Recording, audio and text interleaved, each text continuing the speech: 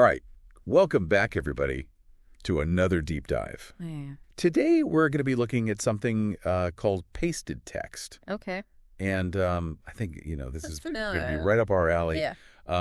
You know how we always love to kind of take Right. that philosophical approach to life and death and all the big questions, right? Absolutely. And this text, it really digs into that. It's all about, like, contemplating the world Mm-hmm. and kind of the behaviors that we practice and how those things Yeah. lead to a calmer, more focused mind. Yeah, I think that's a great approach. Yeah. Like, I'm really intrigued by this whole idea of, like, stepping back from the everyday chaos Mm-hmm. and seeing the world as this kind of larger, Yeah. ever-changing process. Yeah. And, like, we're just part of it. Yeah. And that really stood out to me, too, when I was reading through this.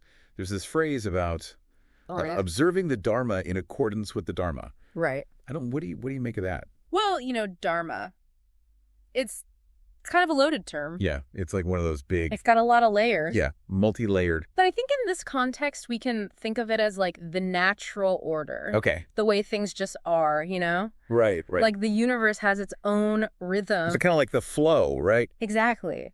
And observing the Dharma means, like, really recognizing that order and aligning ourselves with it. So it's not just about observing it. Right. It's also about, It's about understanding how everything fits together. yeah, like how we fit in. Yeah, exactly. Yeah. It's about seeing those connections.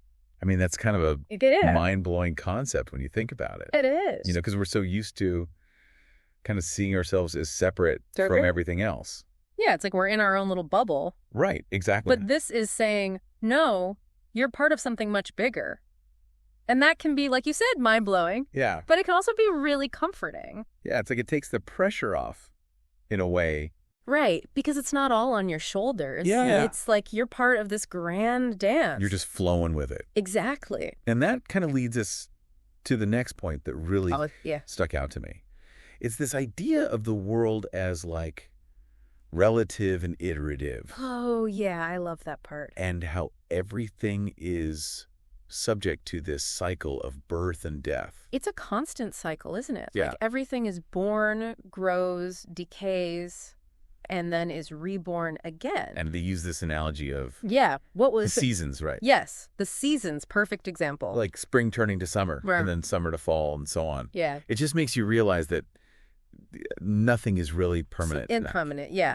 And I think that's a really powerful perspective to have because it helps us let go of attachments. Yeah, like holding on too tightly to Not things. the things that are going to change anything. Because everything changes. Exactly. Now, this next part, this is where it gets really deep. It says, Uh-huh.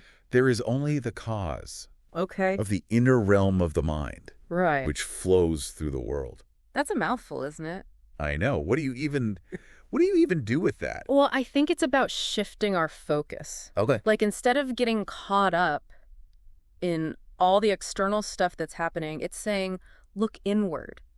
Oh, okay. Because it's our mind, our inner state, Hmm. that really shapes our experiences. So, like, the same thing could happen to two different people. Yeah. And they could have Totally different reactions. Totally different reactions. Based on their state of mind. Yeah. So it's not necessarily the event itself. It's Right. how we perceive it. It's how we filter it.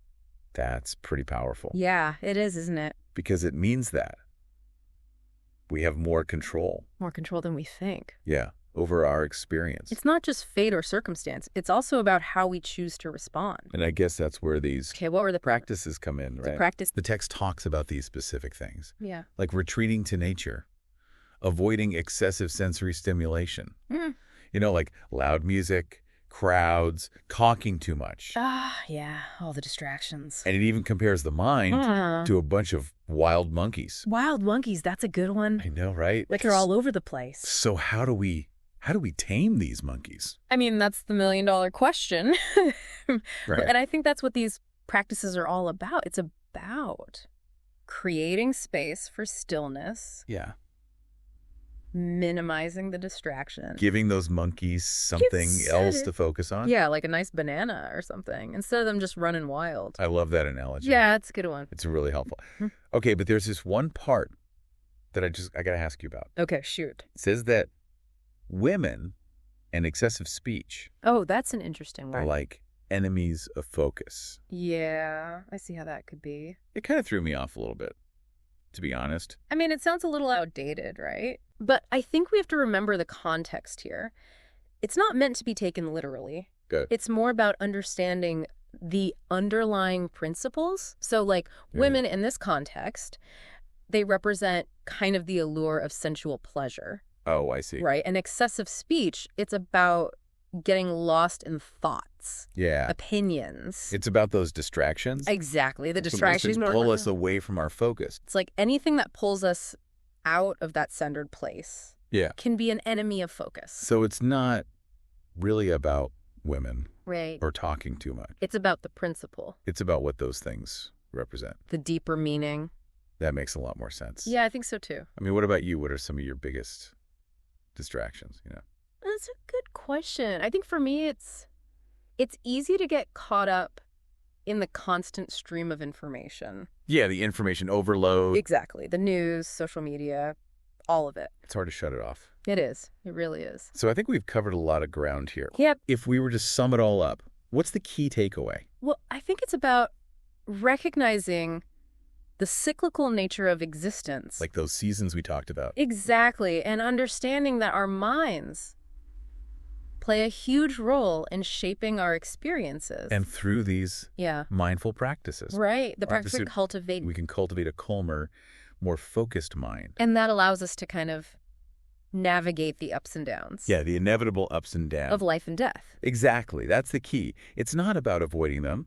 It's about having the inner peace to meet them with grace. Yeah, it's about finding that equilibrium. Exactly, finding that balance. So for our listeners out there, it kind of makes you wonder if our minds are constantly flowing through the world, what kind of impact are our thoughts and actions having on the world around us? That's a really good question. Yeah. Something to think about. Well, thank you for joining us on this deep dive. It's been a pleasure. It's been a fascinating conversation. And to our listeners, thank you for being here. We'll see you next time.